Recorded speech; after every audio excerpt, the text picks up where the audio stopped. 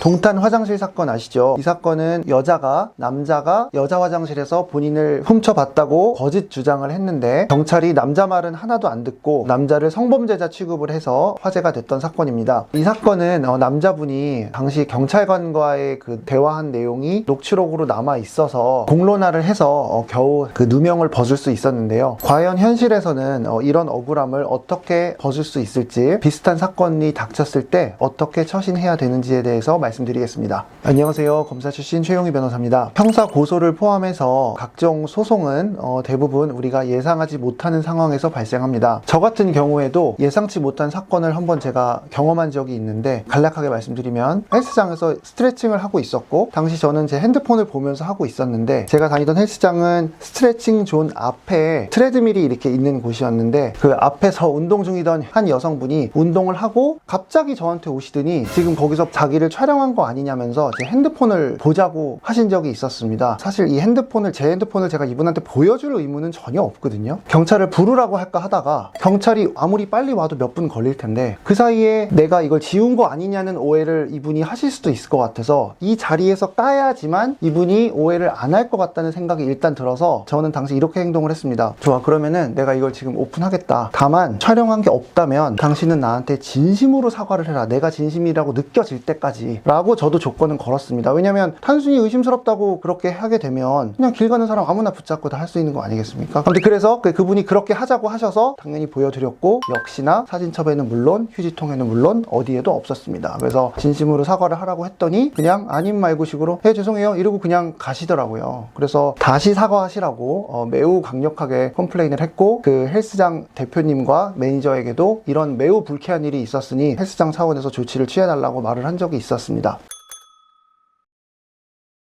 이 사건은 강제추행죄로 이제 실제로 112 신고한 이후에 고소장까지 별도로 이제 제출을 해서 신고와 고소가 모두 있었던 사건인데, 이 사건의 특징은 일반 성범죄와는 달리 법적인 잘못은 물론 어떤 도의적인 잘못조차도 전혀 없는 경우였기 때문에 저로서도 더욱더 도움을 드리고 싶었습니다. 사건의 내용은 이렇습니다. 오랜만에 아는 후배를 만나서 그냥 평범한 고깃집에서 저녁 식사를 했습니다. 식사를 하던 도중 이 남자분은 화장실을 갔는데, 주방을 지나서 화장실로 가는데 그 길이 굉장히 좁습니다. 그래서 정면으로 이렇게 갈 수 없고 옆으로 이렇게 가야 두 명이 겨우 지나갈 수 있는 좁은 골목이었는데, 그 길로 화장실을 갈 때 여성분이 화장실에서 나오던 중이었는데, 그때 이 여성분이 이 남자분에게 왜 내 엉덩이를 만지냐고 하면서 그 자리에서 소리를 지르고 112에 신고를 해서 이제 사건화가 됐던 경우입니다. 여성분이 그 자리에서 112에 신고를 했고 이후에 고소장까지 제출을 했기 때문에 남자분에게는 매우 불리한 상황이었습니다. 그리고 여성분의 진술은 굉장히 구체적이었는데, 피해를 당할 당시에 이 남자분의 손 동작, 만지는 방법, 쓰다듬었는지 주물렀는지 이런 식의 어떤 디테일함이 굉장히 확실하게 있었고, CCTV에서도 문제를 제기하는 그 장면이 그대로 나와 있기 때문에 이 여성분이 단순한 어떤 오해는 아니지 않나라는 생각을 할 수도 있게 하는 상황이었습니다. 이 사건은 여성분의 진술대로 간다 하더라도 강제추행이기 때문에 감옥을 가는 실형이 선고되거나 이러기는 어렵고, 벌금형 내지는 조금 더 무거워야 이제 집행유예 정도의 사건이긴 한데, 벌금형도 영원히 지워지지 않는 전과일 뿐만 아니라 성범죄이기 때문에 또 이 신상 정보가 등록되고 공개되는 문제가 따라올 수 있기 때문에 가볍게만은 볼 수 없는 사건이었습니다. 제가 변호사지만 변호사라고 항상 의뢰인 편을 무조건 들어줄 수는 없습니다. 왜냐하면 의뢰인들 중에는 변호사와 상담을 할 때 의외로 사실대로 모두 말씀하시지 않는 분들도 많이 계십니다. 그래서 자기한테 불리한 거는 쏙 빼는 경우도 있고, 의도적이지 않더라도 사람은 누구나 본능적으로 본인한테 불리한 부분들은 좀 뺄 수 있는 경향이 있기 때문에 내 앞에 앉아있는 사람이 하는 말이 전부가 아닐 수 있다는 거, 그리고 또 하나는 이 사람이 하는 말이 전부고 진실이라 하더라도 이거와 양립 가능한 상대방의 주장은 어떤 게 있을 수 있을까, 그리고 그 상대방의 주장과 이 의뢰인의 주장이 합쳐졌을 때 제3자인 수사기관과 법원은 어떤 판단을 할 것인가에 대해서 상상할 수 있어야 합니다. 저는 상담을 할 때는 CCTV를 보기 전이었기 때문에 혹시 당시 술을 좀 많이 드셔서 당신이 착각하는 건 아니냐, 혹은 실수는 아니어도 실수를 한 걸로 여자가 느껴질 만한 오해의 소지가 있는 행동을 한 건 아니냐라고 여러 차례 이렇게도 물어보고 저렇게도 물어보고 재연도 해보고 다 해봤지만 매우 의사가 확고하셨고, 그 진술을 저도 믿을 수가 있다고 생각이 돼서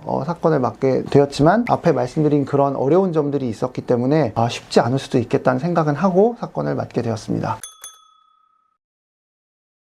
이 사건에서 저희가 이제 마주했던 그 어려운 점들, 그리고 변수는 첫 번째로는 여성의 진술의 신빙성이 매우 높아 보였다는 점입니다. 이 여성분은 본인이 피해 당한 내용에 대해서 매우 구체적이고도 자세하게 진술을 하셨고, 또 무엇보다 그 자리에서 112에 신고를 했고, 그러고 나서 얼마 지나지 않아 고소장까지 제출을 했기 때문에 이 여성분의 진술은 매우 신빙성이 있어 보였습니다. 두 번째 변수는 바로 경찰이었습니다. 실제로 이런 성범죄 사건은 여성의 말이 옳다는 전제하에 출발하는 경우가 너무 많기 때문에, 그렇게 출발한 상태에서 나의 억울함을 밝혀서 그걸 결과로까지 연결을 시키기에는 정말 많은 어려움이 있고, 이 사건은 아까 말씀드린 것처럼 여성분의 진술이 너무 일관성이 있어 보였기 때문에 수사기관에서 더욱더 여자 편에 서서 하는 게 또 이해가 안 가는 것도 아니었기 때문에 더욱더 그런 어려움이 있었습니다. 세 번째는 기소유예의 찬스입니다. 이거는 이제 강제추행으로 고소당한 분들은 누구나 하는 고민일 것 같은데, 기소유예라는 거는 범죄가 인정되지만 검사가 일정한 조건 하에 선처를 해줘서 재판도 안 받고 아예 처벌 안 받고 전과 생기지 않게 해주는 결정입니다. 추행 같은 경우는 때로는 합의가 되면, 그리고 다른 준비들을 잘하면 기소유예를 받을 수도 있어서 고소당한 분들은 이런 딜레마에 처합니다. 저희 사건도 그랬는데, 왜냐하면 재판에 한번 넘어가면 판사는 유죄냐 무죄냐, 유죄면 처벌 얼마나 무겁게 가볍게를 결정할 수 있을 뿐이지 검사처럼 죄가 되는데 아예 봐줄 수는 없거든요. 고민은, 나는 억울한데 내가 억울하다고 해서 꼭 무혐의가 나온다는 보장은 없기 때문에 수사 단계에 있는 동안만 있는 그 기소유예 찬스를 노릴 것이냐, 이게 항상 딜레마입니다. 기소유예를 나는 받도록 노력하겠다고 결정을 하게 되면 그 순간은 혐의를 인정하는 걸로 입장을 바꿔야 되고 합의도 해야 되는데, 상대가 합의를 해준다는 보장도 없고 합의 조건이 맞는다는 보장도 없고, 또 합의가 된다 하더라도 기소유예라는 거는 선처기 때문에 의무가 아니어서 기소유예를 받는다는 또 보장은 없거든요. 그래서 어느 쪽으로 길을 선택해야 될지 딜레마가 항상 있습니다. 그런데 우리 사건은 이 고민을 하긴 했지만 그래도 억울함이 우선이기 때문에 기소유예를 받기 위한 노력은 하지 말고 우린 끝까지 무혐의를 위해 다투자, 이렇게 방향을 정했습니다. 이 사건은 그 범행 장면이 녹화된 CCTV가 있는 게 특징이긴 했지만, 문제는 여성분이 피해를 당했다고 주장하는 그 신체 부위, 그 부분이 정확히 나오지는 않아서 결국 그 범행 장면이 완전히 이제 나왔다고 할 수는 없었는데, 그 CCTV를 일단 좀 특수한 어떤 프로그램을 이용해서 거의 0.01초 단위로 이렇게 나눠서 자세히 봤고, 그 상황에서 나올 수 있는 이 손의 각도, 그 스쳐 지나갈 때의 상황들을 분석을 해서 당시 여성분의 주장대로 남자가 그 정도 시간 동안 그 정도의 어떤 방법으로 추행을 하는 것은 굉장히 큰 무리가 있었다는 것을 밝혔고, 진행 과정에서 여성분이 먼저 합의를 제안하기도 했습니다. 그럼에도 불구하고 저희는 처음부터 끝까지 억울함을 주장하는 것을 밀고 나가기로 했기 때문에 합의 제안도 단호하게 거절을 했고, 여기서 단호하게 거절한 그 내용을 의견서로 잘 쓴 부분이 억울함을 주장하는 사람으로 보이는데 일조하지 않았나, 이렇게 생각을 합니다. 그리고 이제 중요한 건 이제 이런 점들을 종합해서 검찰의 의견을 개진하는 것인데, 이 의견을 개진할 때는 이제 검사로 근무했을 때 애매한 강제추행 사건에서 검사들이 어떨 때 무혐의 처분을 하는지를 너무 잘 알고 있기 때문에, 이 사건에서 내가 검사라면 이런 점들을 고민할 것 같고, 여성분의 이런 주장은 이런 식으로 반박이 가능할 것이다 라는 거를 상상을 하면서 의견을 잘 개진한 결과, 다행스럽게도 무혐의 처분을 받아서 이 남성분은 이 형사 절차에서 비교적 신속하게 해방될 수 있었습니다. 이와 같이 무혐의 처분이 나오기는 했지만 마냥 또 기뻐할 수만은 없었던 이유는, 비교적 신속하게 결과가 나왔다곤 하지만 그 신속한 게 그래봤자 그래도 최소한 4-5개월은 걸립니다. 이 4-5개월 동안 사건의 당사자들은 시간과 비용과 에너지와 무엇보다 그 범죄자가 될 수 있다는 그 심리적 불안감에 시달리기 때문에, 그 기간 동안 내가 소모한 이런 것들은 무혐의 처분이 나왔다고 해서 결코 원상회복이 될 수가 없습니다. 원래 있어야 할 상태로 나는 돌아가는 것 뿐이고, 그렇게 또 돌아갈 수가 없는데 이걸 축하를 해야 된다는 이 상황이 참 웃을 수도 없고 울을 수도 없는 그런 애매한 상황이었어서, 애매하긴 했으나 어쨌든 억울함을 벗은 것만큼은 정말 다행이었습니다. 그래서 이런 경우에 이제 무고죄로 고소를 할 것인가 가 이제 자연스럽게 따라오는 다음 스텝인데, 보통 이제 이맘때쯤 되면 지쳐서 새로운 소송을 할 에너지가 나지도 않고, 또 이런 사건 같은 경우는 뭐 어떻게 보면 여성분이 꼭 무고라고 할 수도 없을 수도 있어요. 왜냐면 누가 이렇게 엉덩이가 이렇게 만져지는 것 같아서 내가 정말 오해를 해서 고소를 한 거라고 한다면, 여성분이 그걸 의도적으로 꼭 허위로 고소했다고 볼 수는 또 없거든요. 그래서 그런 경우는 이제 변호인으로서 이거는 무고죄가 안 됩니다, 혹은 무고가 의심이 되니 원하시면 고소를 진행하셔도 좋습니다 라고 이렇게 제안을 하게 됩니다.